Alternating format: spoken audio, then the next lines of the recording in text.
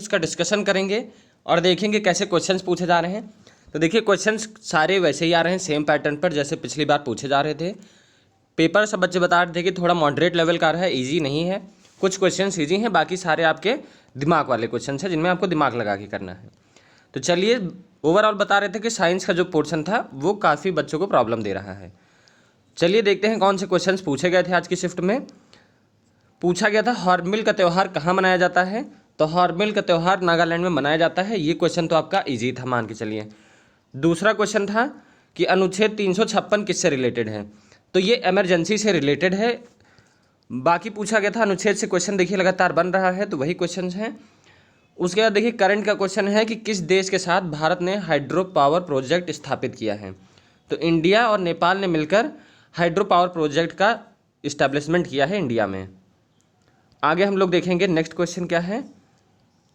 भारत में election commission कब बना था, यानी भारत में इलेक्शन कमीशन की इस्टेब्लिशमेंट कब हुई थी।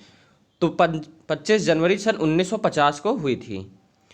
मैक्सवेल का नियम पूछा गया था आपका, जो आपका किससे इक्वेशंस पूछी गई थी, मैक्सवेल की इक्वेशंस के बारे में। ठीक से क्वेश्चन बच्चे बता नहीं पाए इसके बारे में क्या पूछा गया था।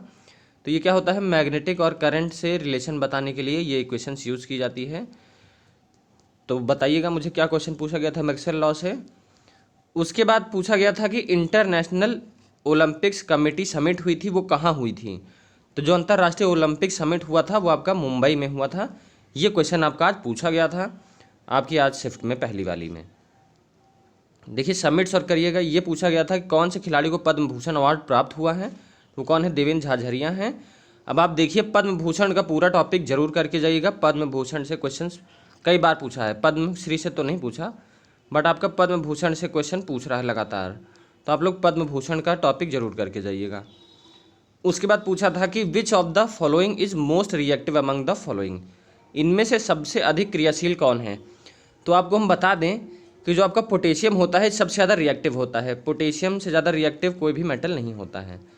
और बाकी आपके जो मेटल्स होते हैं काफ़ी ज़्यादा रिएक्टिव होते हैं। तो अगर ये पोटेशियम ना होता तो आपका क्या हो जाता, सोडियम हो जाता। तो पोटेशियम सबसे अधिक क्रियाशील होता है आपका, ये पूछा था। उसके बाद आपसे पूछा था कि 1/9 ओम 1/9 ओम 1/9 ओम किस में कनेक्टेड है, पैरेलल में। 1/9 ओम नहीं है, ये सारे 9 ओम हैं, ये सारे 9 ओम हैं।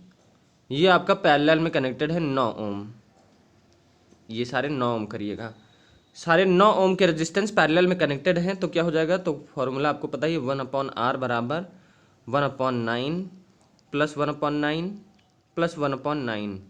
तो ये क्या हो जाएगा, 3/9 हो जाएगा, यानी कि 1/3। तो 1/R की वैल्यू 1/3 है, तो R की वैल्यू क्या हो जाएगी, R की वैल्यू क्या हो जाएगी 3 ओम। तो इक्विवेलेंट रेजिस्टेंस क्या आ जाएगा 3 ओम। आप लोग इसको जो है सही कर लीजिएगा क्वेश्चन।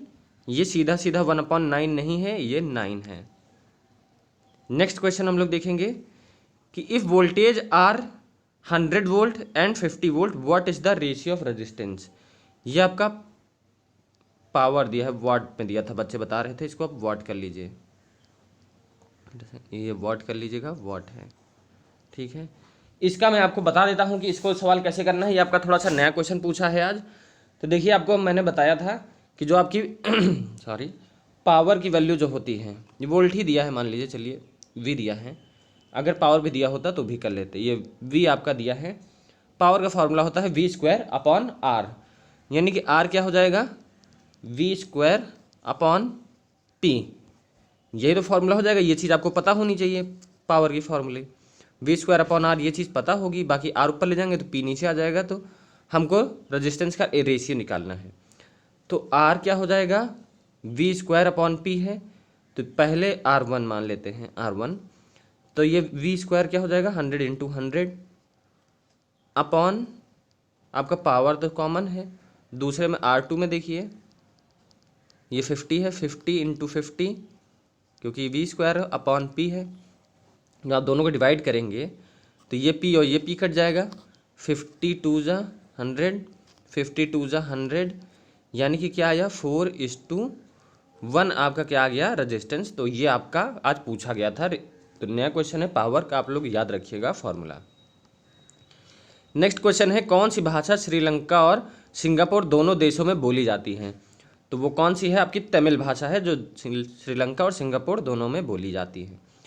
नाबार्ड का फुल फॉर्म पूछा था, देखिए, तो national bank for agriculture and rural development हो जाएगा इसका फुल फॉर्म।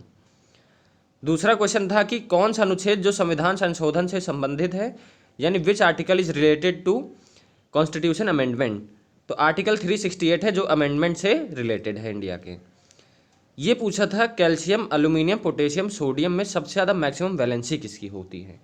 तो ये क्वेश्चन मैंने आपको कराया है। मैक्सिमम वैलेंसी क्या होती है कि number of electrons in outermost cell, number of electrons in outermost cell, यानी बाहरी सेल में जितने भी इलेक्ट्रॉन्स होंगे। अब इसको आप कैसे निकालेंगे? कैल्शियम का एटॉमिक नंबर आपको पता होना चाहिए। कैल्शियम का कितना है? 20 है। एल्यूमिनियम का कितना है? एल्यूमिनियम का आपका होता है 13। पोटेशियम का आपका हो जाता है 19 और सोडियम का हो जाता है 11। इलेक्ट्रॉन विन्यास करिए, 2 8 8 और 2 हो जाएगा इसका इलेक्ट्रॉनिक विन्यास कैल्शियम का। उसके बाद एल्यूमिनियम का आपका क्या हो जाएगा? 2 8 और 3 हो जाएगा। पोटेशियम का क्या हो जाएगा? 2 8 8 और 1 हो जाएगा। इसका क्या हो जाएगा? 2 8 1। अब मुझे बताइए, बाहर इसमें 2 है, आउटर मोस्ट सेल में इसमें 3 है, इसमें 1 है, इसमें 1 है। तो एल्यूमिनियम में 3 है, तो सबसे ज़्यादा वैलेंसी किसकी हो जाएगी? एल्यूमिनियम की। ठीक है, तो ऐसे आपको क्वेश्चन करना है, एटॉमिक नंबर याद होने चाहिए। दूसरा है कि कौन सा एक वीक एसिड है। तो वीक एसिड कौन? HCl भी स्ट्रॉन्ग एसिड है, HNO3 भी, H2SO4 है। तो वीक एसिड कौन से है? CH3COOH आपका वीक एसिड हो जाएगा। ये सभी को पता होगा। बाकी देखिए, इनमें से कौन सा हीट का फॉर्मूला नहीं है, ये पूछा था। ऑप्शन में आपको क्वेश्चन दिए थे, तो मैं आपको सारे हीट के फॉर्मूले बताऊंगा। तो आप लोग यहाँ से देखिए, H बराबर आपको मैंने क्या बताया था, याद रखिएगा, VIT। VIT याद रखिएगा, ये बहुत इंपॉर्टेंट है। VIT आपको पता होना चाहिए। उसके बाद आप लोग को मैंने बताया था कि VR, ये पता ही होगा आप लोग को, V = IR होता है। अब आप लोग V को, जैसे V की वैल्यू नहीं पता है आपको, तो V का वैल्यू यहाँ से रख सकते हैं। तो H बराबर क्या हो जाएगा? V की वैल्यू जब रखेंगे तो R² RT हो जाएगा। ये हो जाएगा अगर V की वैल्यू हम लोग रख देंगे। अब मान लीजिए यहाँ से हम किसकी वैल्यू रख देते हैं? I की वैल्यू रख देते हैं। अगर हम I की वैल्यू रख देंगे तो यहाँ पर क्या हो जाएगा? I की वैल्यू रख देंगे तो V/R हो जाएगा I। तो यहाँ पर जब हम I की वैल्यू रखेंगे तो ये क्या हो जाएगा? V²T/R। ये दूसरी इक्वेशन, ये पहली, ये दूसरी और ये आपकी तीसरी। आप मुझे बताइए कि आप यहाँ पे रेजिस्टेंस का भी रख सकते हैं, तो ऐसे ही आप ड्राइव कर सकते हैं। ऑप्शन से करना था, एक आपको ऑप्शन में गलत दिया होगा तो आप लोग यहाँ से निकाल के कर सकते थे। उसके बाद देखिए, पूछा था कि व्हाट इज़ कार्बोनाइजेशन। कार्बोनाइजेशन क्या होता है?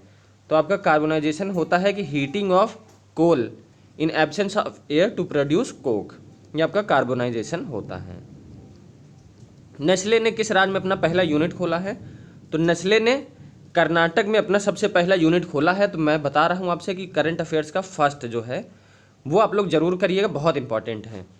बाकी आप लोग अगर ये चीज़ें पढ़नी है, आपको करंट की फर्स्ट, लार्जेस्ट, ये सब चीज़ें पढ़नी है, तो आप हमारी रामबाण बुक को कंसिडर कर सकते हैं, जिसका आपको डिस्क्रिप्शन बॉक्स में लिंक मिल जाएगा। सारी चीज़ें वहाँ पर आपसे टॉपिक वाइज डिस्कस कर रखी गई हैं।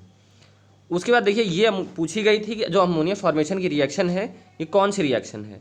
देखिए, नाइट्रोजन है, हाइड्रोजन से कंबाइन कर रहा है, तो ये कंबाइन कर रहा है देखिए अमोनिया बनाने के लिए। तो ये कौन सी रिएक्शन है? कॉम्बिनेशन रिएक्शन है। तो गाइस, आज हमें इतने ही क्वेश्चंस मिले थे।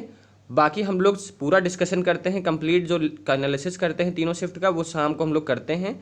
वो वीडियो देखना ना भूलें, उसमें मैं और भी डिटेल में चीज़ें बताता हूँ। जो भी क्वेश्चंस यहाँ पर छूट जाते हैं वो सारे वहाँ पर इंक्लूड कर दिए जाते हैं।